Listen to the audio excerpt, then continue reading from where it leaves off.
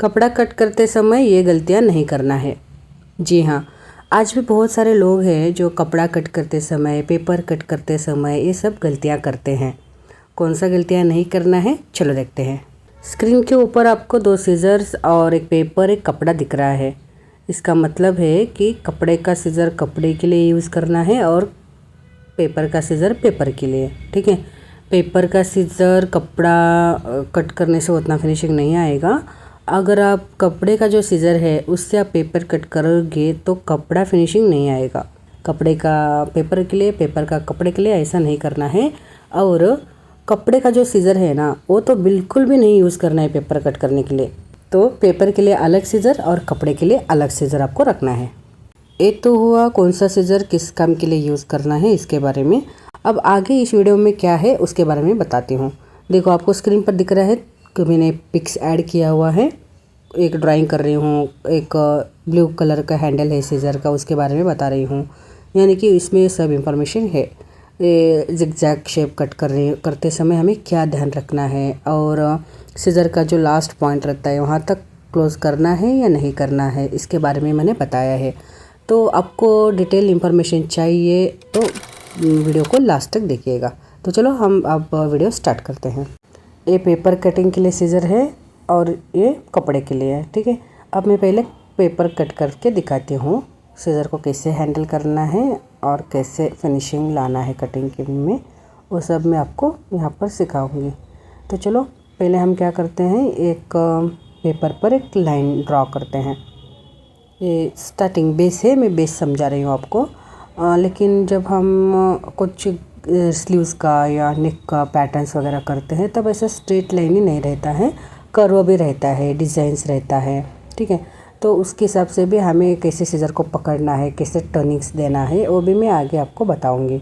अब ये बेसिक है, एक ही लाइन में जैसे हमें यानी कि सीज़र को कैसे पकड़ना है, कितना ओपन करना है और कितना क्लोज़ करना है कि फिनिशिंग अच्छे से आना चाहिए कटिंग के लिए। ये हमें ध्यान में रखने के लिए ये मैं बता रही हूँ कि एक लाइन, स्ट्रेट लाइन को हम कैसे कट करते हैं, ठीक है।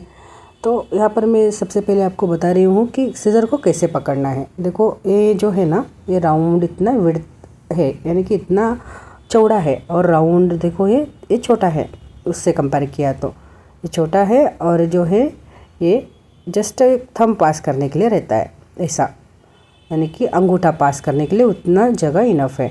और ये जो नीचे है ना, इतना चौड़ा किया हुआ है जगह, उसमें हम 4 उंगलियां ऐसे डालकर सीज़र को पकड़ते हैं। मेरे क्लास में बहुत सारे लोग हैं, स्टूडेंट्स यही मिस्टेक करते हैं। देखो, ये जो एरिया है ना, यहाँ पर थंब डालकर और ऊपर जो एरिया रहता है ना छोटा सा, उसमें 4 उंगलियां डालने की कोशिश करते हैं, नहीं जाता है। 2 उंगलियां पास करके, यानी कि उल्टा सीज़र पकड़ते हैं। देखो, ऐसा ऐसा पकड़ते हैं, 2 उंगलियां पास करते हैं और थंब ऐसा डाल के ऐसा पकड़ते हैं। ऐसे अगर आप सीज़र पकड़ोगे तो वो कटिंग नहीं आएगा, फिनिशिंग नहीं आएगा। सीज़र का भी देखो कैसा रहता है स्ट्रक्चर, और डाउन ऐसा अप रहता है, वो ऐसा पकड़ेंगे तो गलत है। सीज़र का भी स्ट्रक्चर देखो कैसा रहता है, क्रॉस रहता है कटिंग का, जो आगे का पन्ना रहे ना वो।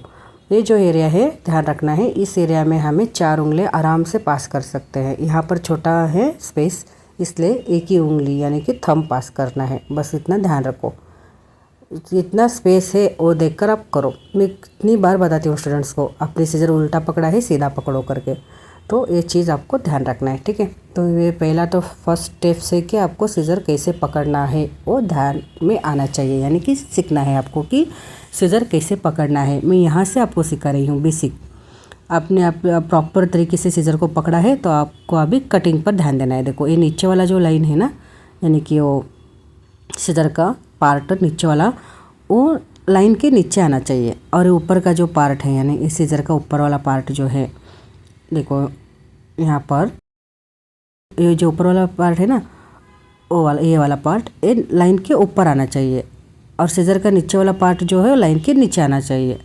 ये जो स्ट्रेट लाइन है ना सीज़र का दिख रहा है, वो हमारे जो हमने ड्राइंग जो किया है उसके ऊपर आना चाहिए। देखो, यानी कि वो लाइन नहीं दिखना चाहिए आपको, ऐसा आपको पकड़ना है।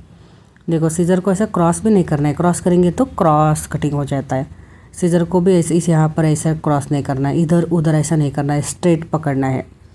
सीज़र भी स्ट्रेट रखना है और ये लाइन जो है वो लाइन के ऊपर आना चाहिए, यानी कि वो लाइन हमें नहीं दिखना है कटिंग करते समय। मुझे उस तरफ से नहीं दिख रहा है अभी कटिंग करते समय, इसलिए मैंने क्लोज कर रही हूँ।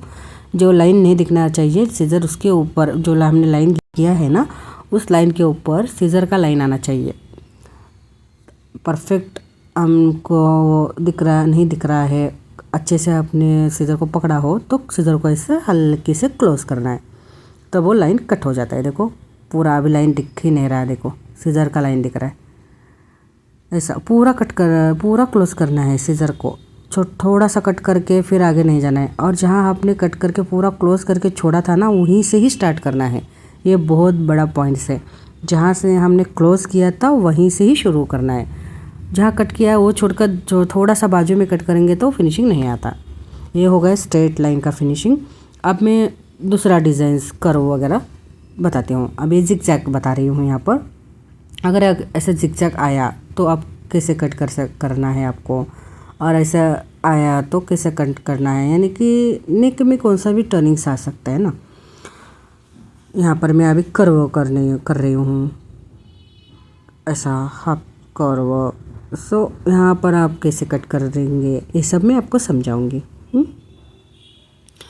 देखो यहाँ पर हमने स्ट्रेट कट किया है, अब तो पूरा ऐसा क्लोज किया था, स्ट्रेट लाइन था तो पूरा सीज़र कट कर सकते हैं। पर यहाँ पर ये पॉइंट्स है ये कॉर्नर में, तो हमें इस पॉइंट तक ही सीज़र को क्लोज करना है, उससे आगे नहीं जाना है। देखो ये पॉइंट्स, उससे आगे आपने सीज़र को क्लोज किया तो पूरा आगे कट हो जाएगा। देखो कितना हम क्लोज करते हैं सीज़र उतना कपड़ा कट होता है, सिंपल। देखो इस पॉइंट के पास ही मैं सीज़र को क्लोज कर रही हूँ, बस वो पॉइंट्स के आगे मैंने नहीं लिया। देखो ये लास्ट में मैंने क्या किया, ये पॉइंट यूज़ किया, लास्ट का सीज़र का ये रहता है ना, वहाँ पर पूरा पॉइंट जो है सीज़र का वो उस डॉट के पास ही मैंने क्लोज किया। देखो अभी फिर यहाँ से टर्न कर रही हूँ। अभी पॉइंट आएगा ना, वो मैंने डॉट दिया है ना, कॉर्नर पॉइंट, टर्निंग पॉइंट्स, उस पॉइंट्स के पास ही क्लोज करूँगी। देखो उससे आगे क्लोज नहीं करना है। फिर मैंने उस पॉइंट से ही टर्न किया।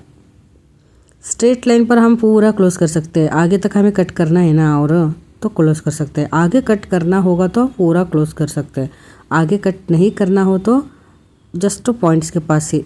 देखो अगर मैंने ऐसा थोड़ा सा आगे यहाँ पर छोड़ दिया सीज़र, तब भी मैं क्या करती हूँ, थोड़ा हल्का सा ही क्लोज करती हूँ, पूरा क्लोज नहीं करूँगी मैं, थोड़ा पॉइंट के पास ही क्लोज करती हूँ। देखो सीज़र क्लोज कहाँ करना है, यानी कि हमें कहाँ तक स्टॉप करना है वहाँ तक क्लोज करना है, बस। देखो यहाँ पर क्लोज कर रही हूँ, फिर मैं टर्न कर रही हूँ, फिर ओपन कर रही हूँ सीज़र, फिर क्लोज कर रही हूँ।